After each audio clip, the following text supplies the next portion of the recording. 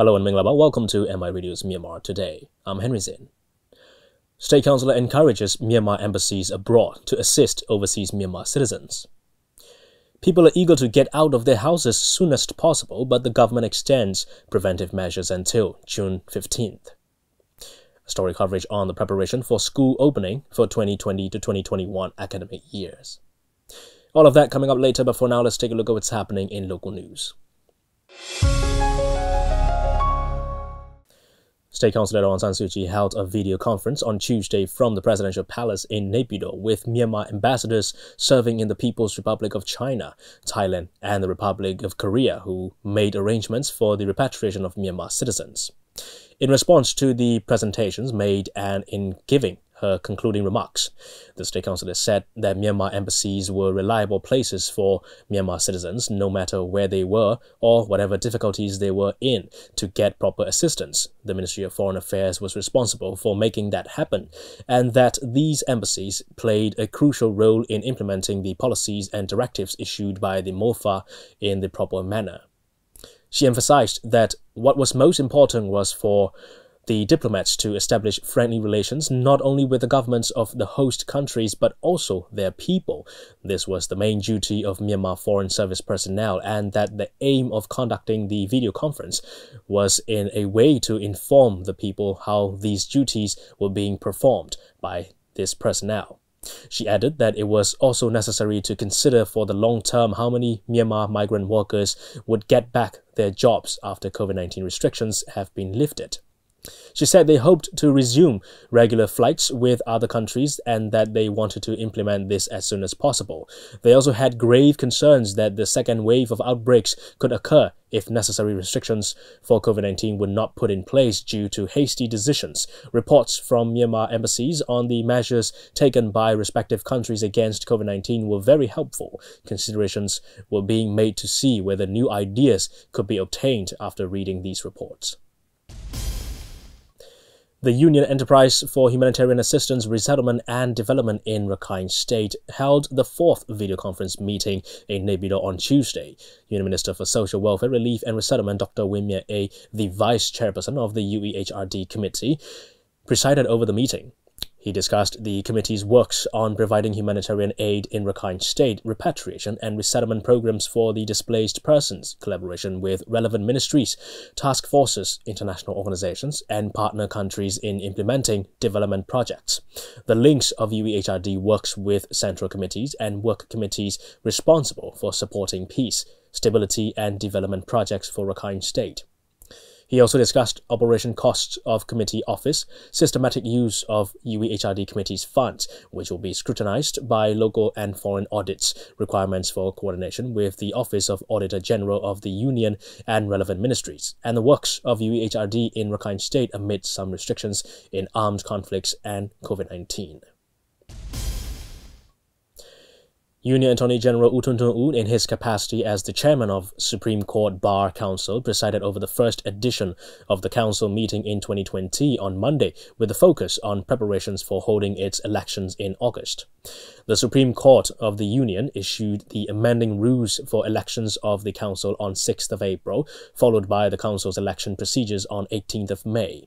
Under the rules and procedures, the Bar Council will designate 34 areas in regions and states for elections. The Bar Council also accessed and approved applications of 909 higher-grade pleaders for advocates and 10 higher-grade pleaders who completed the online law postgraduate diploma course. The Union Election Commission held a discussion over designations of constituencies and polling stations for the 2020 general election on Tuesday. U Latay, the chairperson of the commission, explained the undertakings in line with the COVID-19 guidelines of the Ministry of Health and Sports. The UEC has announced the next multi-party democracy elections will be held in late 2020, and its exact date will be informed depending on the situation of COVID-19 in the country. The Commission has tasked its sub-commissions with designating constituencies based on the population figures collected by the Ministry of Labour, Immigration and Population. The chairman added that the constituency designation at ethnic areas has not completed yet.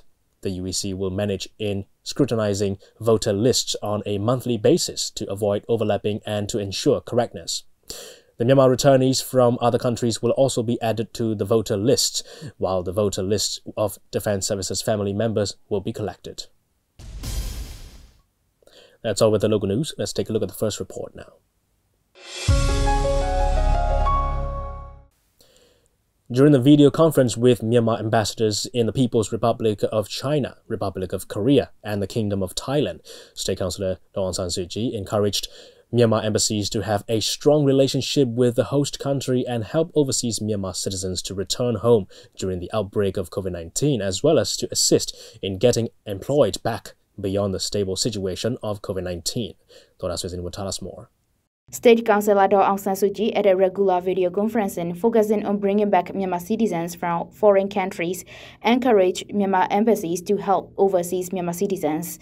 The participants who discussed with the State Counsellor were Myo Min Then, Myanmar ambassador to the Kingdom of Thailand, Dan Sin, ambassador to the Republic of Korea, and Myo Pei, ambassador to the People's Republic of China. Myanmar is receiving back overseas returnees from different countries, and the first time of bringing back Myanmar citizens is the repatriation of students from Wuhan, which is the epicenter of COVID-19. Myanmar ambassador explained about the collaboration with authorities in Hubei province and means of transport to bring Myanmar students back home. At present, Myanmar National Airline MNA and Myanmar Airlines International MAI are launching relief flights. In Korea, there are about 35,000 Myanmar citizens staying, and out of total overseas citizens, the number of ABS workers under government-to-government relation system is about 30,000. Their maximum contract period is 4 years and 10 months. The Korean government allows 50 days of expansion, and if the workers whose contract expired cannot go back during 50 days, they will be identified as overstay and will be blacklisted. With the operation resuming of Incheon International Airport, the Myanmar Embassy in Korea is assisting the transit of Myanmar citizens from other countries as well. In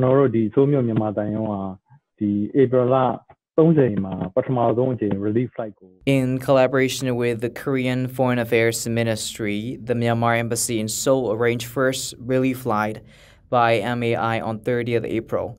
In May, Incheon International Airport was designated as checkpoint for flights, so we started to bring back Myanmar citizens from other countries through transit at Incheon Airport. We connected with the Myanmar embassies in other countries for the list of Myanmar citizens to go back to Myanmar. Since MAI relief flies once a week, we select the repatriated citizens based on their period of stay, contract period, health situation, prioritizing who are sick, and serial number of waiting list. After 5 times of arranging relief flight, 574 Myanmar citizens have been brought back from Korea and other parts of the world, including seafarers. 400 citizens wishing to come back to Myanmar are remaining here in Korea, and 100 from the USA are also waiting. At present, most of the overseas returnees are from Thailand, and majority is returning home through border gates. Recently, on the 1st of June, 1,043 Myanmar citizens have returned from Thailand through Myawaddy border. Through arrangement of 3 relief flights, total 300 citizens were brought back to Myanmar from Thailand through air. For the workers who want to return home because of unemployment due to the closures of factories, we have to collaborate with Foreign Affairs Ministry and other relevant ministries in Thailand for official pass for transferring from one province to another and through border gate to Myanmar. About 50,000 Myanmar citizens have returned home from Thailand through Myanmar-Thai Friendship Bridge 2 of Myawaddy border town till now.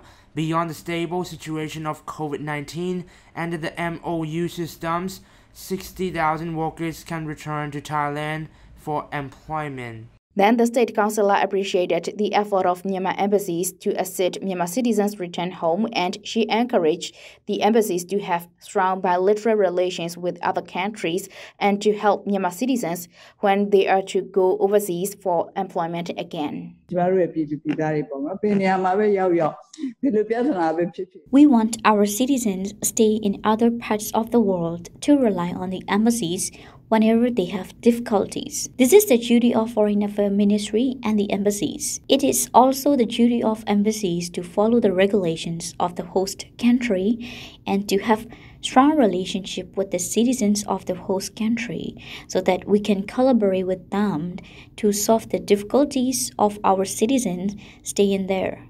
For further employment after the stable situation of COVID-19, we want the embassies to help the citizens to get employed. The overseas returnees, both through air and land, have to be kept in quarantine for 21 days once they enter Myanmar. That's all for now. This is Dora Swisten from MI Radio. That's a report on the State Counsellor encouraging Myanmar embassies abroad to assist overseas Myanmar citizens. All right, we'll move on to the next report. The Myanmar Union government has extended restrictions and preventive measures for COVID-19 until June 15th, even though there is no local transmission for 16 days straight. Myanmar has reported 233 confirmed COVID-19 cases with 6 deaths. A total of 143 people have recovered and have been discharged from hospitals. Pomo and Zueman have more. The government of the Republic of the Union of Myanmar has extended restriction and preventive measures for COVID-19 until 15 June, even though there is no local transmission for 16 days. Myanmar has reported 233 confirmed COVID-19 cases with 6 deaths. A total of 143 people have recovered and been discharged from the hospital. The Ministry of Health and Sport has eased stay-at-home restrictions on some townships in Yangon and lifted some national restrictions, such as bans on gathering of more than 5 people for government office, companies, factories, schools, and training. The government has been easing some restrictions step by step since mid-May, including in the harder-hit city and towns such as Yangon and Mandalay. Speaking to MI Radio about his opinion on no local transmission, U Kin Win, regional representative from Jimenai Township, said,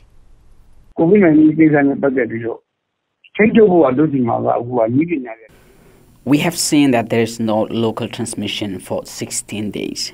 We shall have to wait for about another week to make sure we can control the local transmission about COVID-19.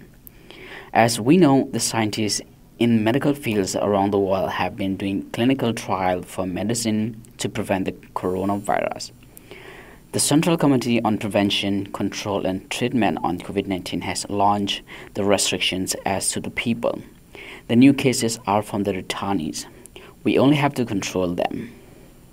The easing of the restriction allowed restaurant, tea shop, market and factory to reopen and passenger highway buses to restart operation in some region. As the symptoms of the COVID-19 are similar to the seasonal fever, there will be some challenges for the local people when it comes to rainy season. Dr. Tan Naiso, director of the Health Knowledge Promotion Division from the Ministry of Health and Sport, explained about it.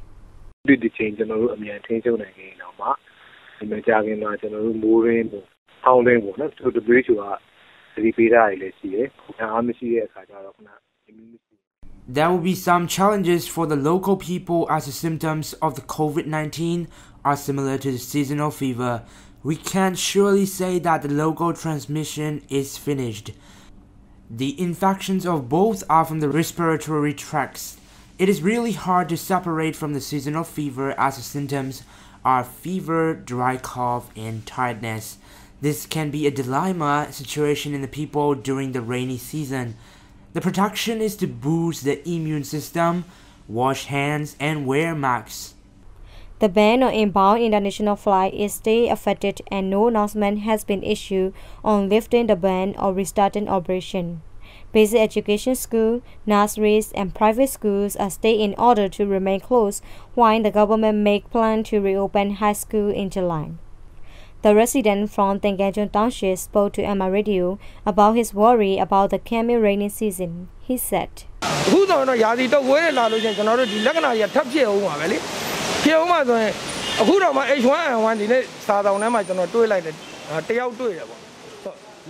It will be dilemma situation for us in the rainy season, as the COVID-19 symptoms are mostly similar to the seasonal fever. As we know, the schools will start reopening in July. We have to be cautious a lot. Wearing masks can be the best way to protect any kind of disease. For the businesses, we have stopped our businesses since March, and it has been about 2 months. We can work for our living. We have to go to work and we have to go to markets. Even though the government has supported the working class people with essential supplies, this can't be enough for long term. According to the Ministry of Health and Sport, 2 labs in Yangon, the National Health Laboratory and the Department of Medical Research Laboratory have done over 186,000 tests for COVID-19. The global pandemic has killed 377,881 and 2,922,529 had recovered. That's a report on the government extending preventive measures until June 15th. And we are now going to be joined by Xu Qingduo, a senior journalist from China Media Group, for some updates on a variety of topics discussed at the National People's Congress, focusing on socio-economic development and technology. So, Mr. Xu, we have heard that the 2 sessions this year covered the wide-ranging topics with a strong focus on the matters related to the COVID-19 pandemic and its impact on socio-economic development. Could you please elaborate on that? Well, it's a wide-ranging in terms of the topics being discussed by the CPPCC, or the top advisors. So I would say some of these highlights include like 5G development, artificial intelligence, robots, driverless cars, etc. For example, one proposal touches upon the future, based on the digital technologies. In particular, the building of smart cities on the basis of AI technologies, on the basis of big data. So you have new infrastructures, and then you need to take into consideration of some of the use of new technologies. For example, driverless cars, auto taxis, delivery vehicles, and charging stations, the so-called new infrastructure for the smart cities, for the next stage of Chinese cities or the building of new cities.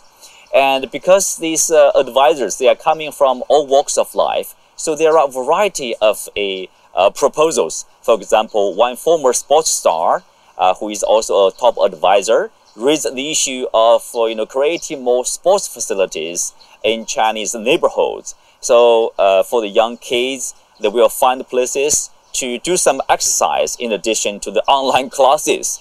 Now children are spending too much time probably inside and too much time in front of the computer. This will somehow damage their health.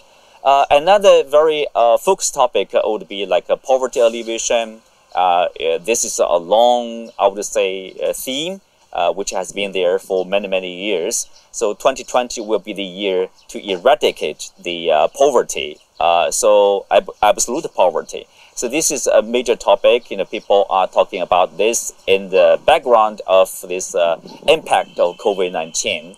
Under such a background, what we need to do to reach our goal of eradicating poverty this year. While others are calling for more attention to the reforming of Chinese health system or emergency response system to better prepare for next pandemic or next epidemic. We don't know. It will come probably at a certain point in the future, because this is life, unfortunately.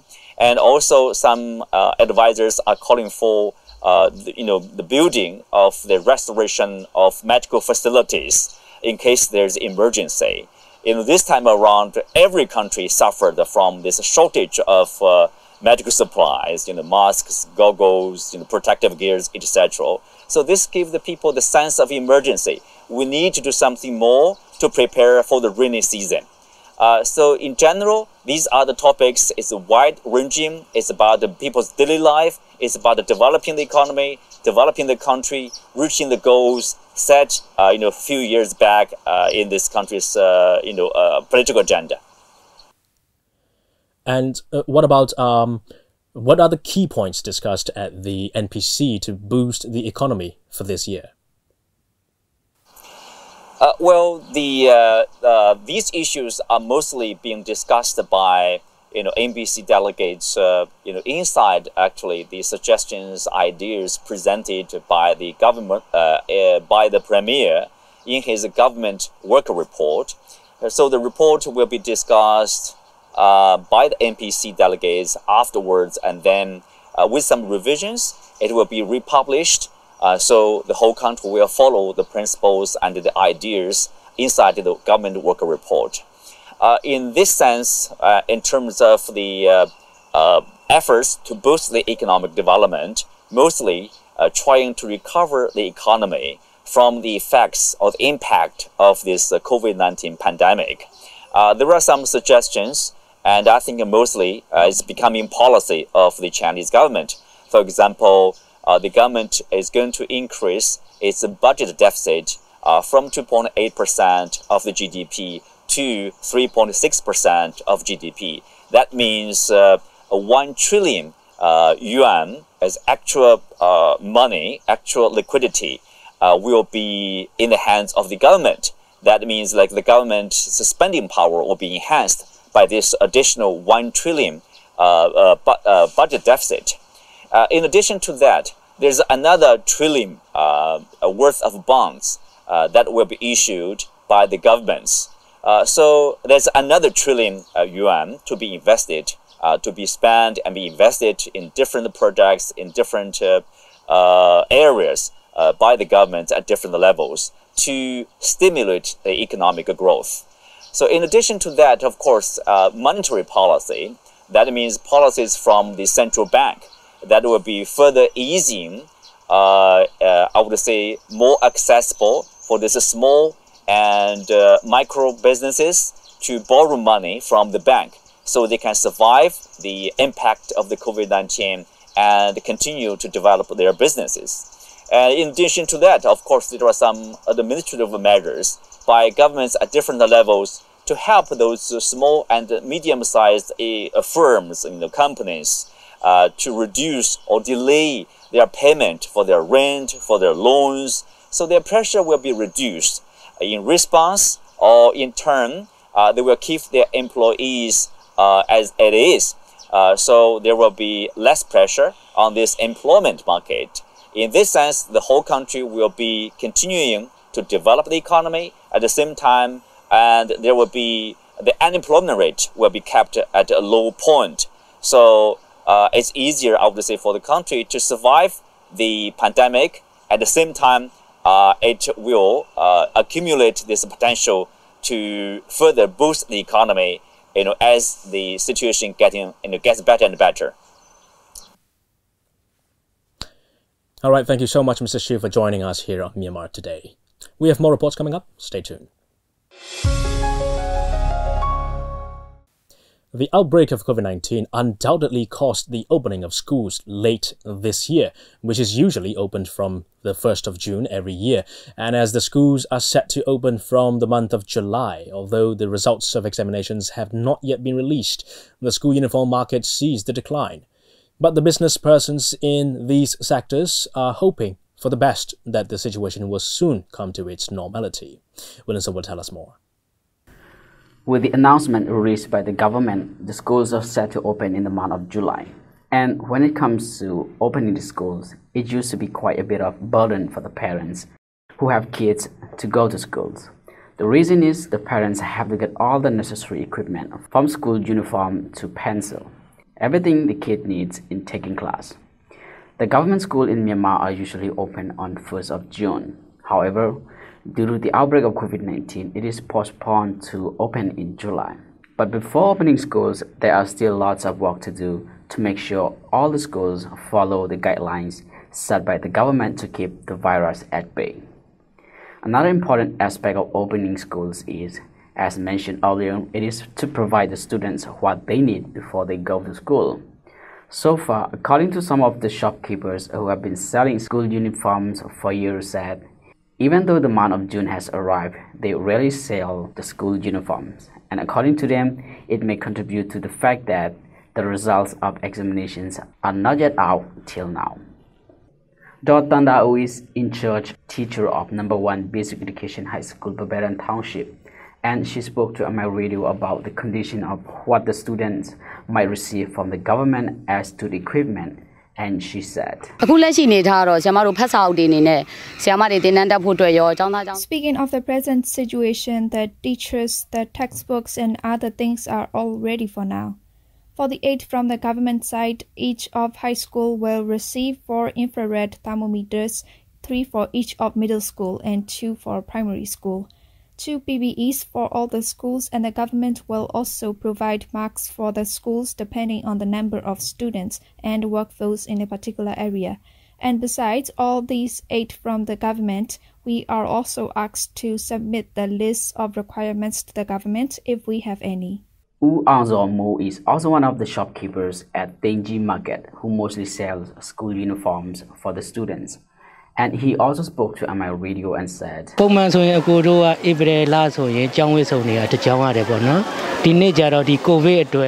year, starting from the month of April, we would start to stitch the school uniform. But this year, due to COVID-19, the school is set to open from the month of July. That is why we're still facing the decline of the purchase. Here, we mostly sell the products to the distributors.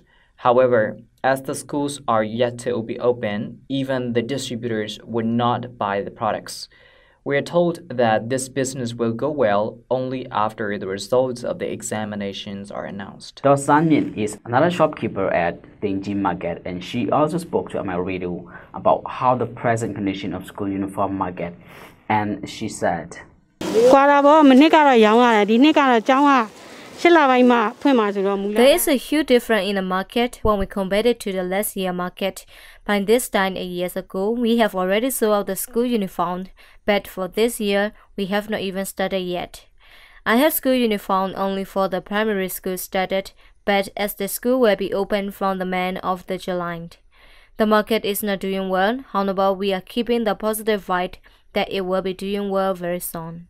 Last year, the students received a pair of uniform and other equipment from the government. But this year, the government will focus more on the prevention of the virus by providing necessary tools at every school, including mask, infrared thermometer, and others as well. Therefore, the students are unlikely to receive uniform and other stuff from the government this year.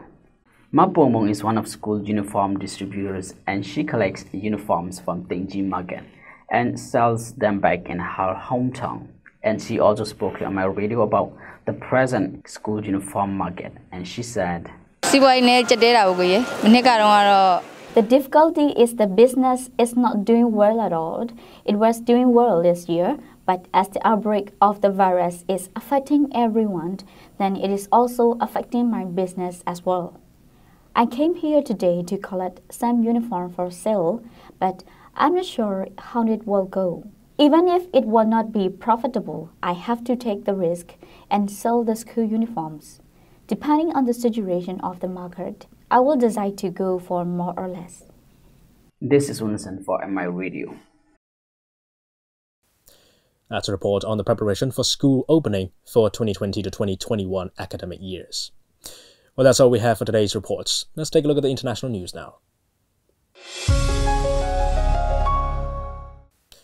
President Xi Jinping on Tuesday called for efforts to strengthen the public health system in China to better protect people's lives and health as the country, with steady economic and social life recovery, is shifting to COVID-19 regular prevention and control.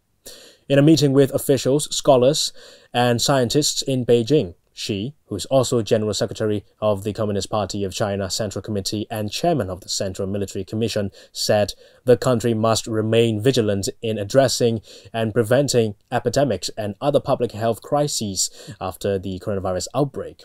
He said China must build a strong public health system, improve epidemic monitoring and warning systems, and improve epidemic prevention and treatment capabilities in order to better protect people's lives. Experts and scholars with high responsibilities are fully using their advantages to fight against the coronavirus. Experts and scholars have made important contributions in fighting against the coronavirus, including analyzing the situation, completing prevention strategies, guiding medical treatment, strengthening scientific research, revising laws and regulations, and promoting international cooperation. On behalf of the party's Central Committee, I'd express the deep appreciation to those people.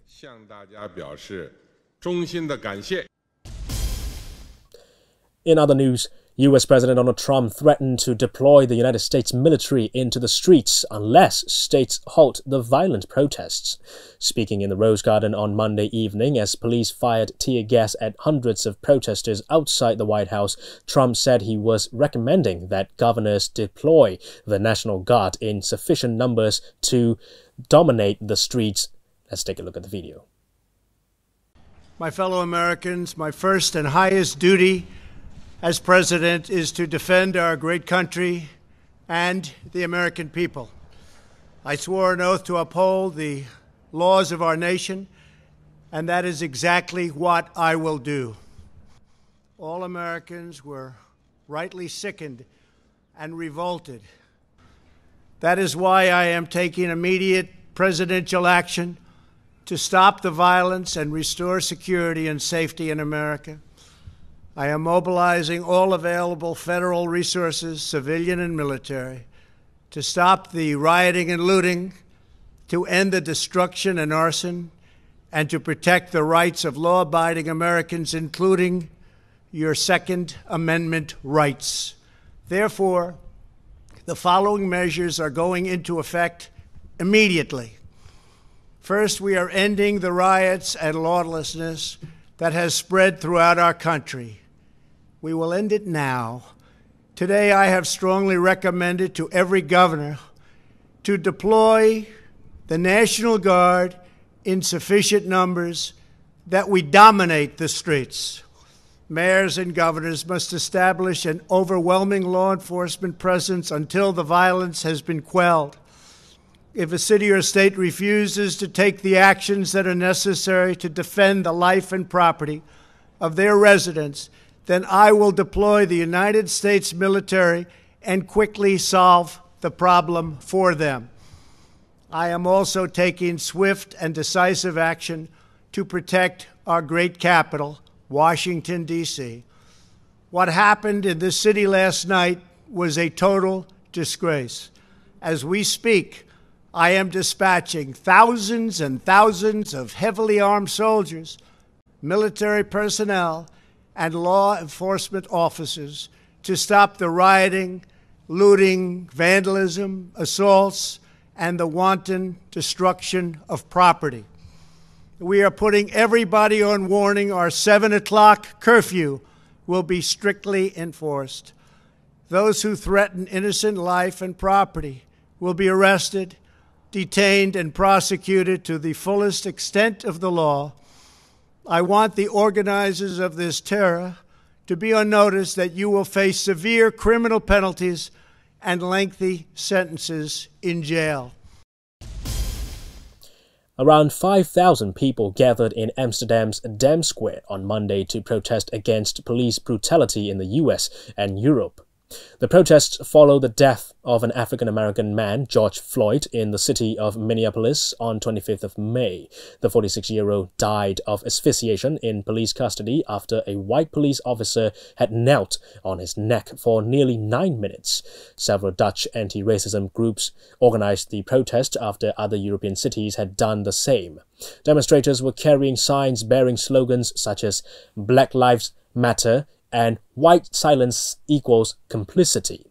In America, protests have been marred by violence between citizens and police, but a spokesman for the municipality of Amsterdam said the rally was peaceful and passed without conflict. In other news, former UK Prime Minister Gordon Brown penned an opinion piece in the British newspaper The Guardian, criticising G20 for disappearing in the middle of the coronavirus pandemic and calling its action, or lack of it, as a disgrace that is condemning the poorest countries to a potential, quote, death sentence. He also called for an early summit to avoid the, quote, failure of a generation.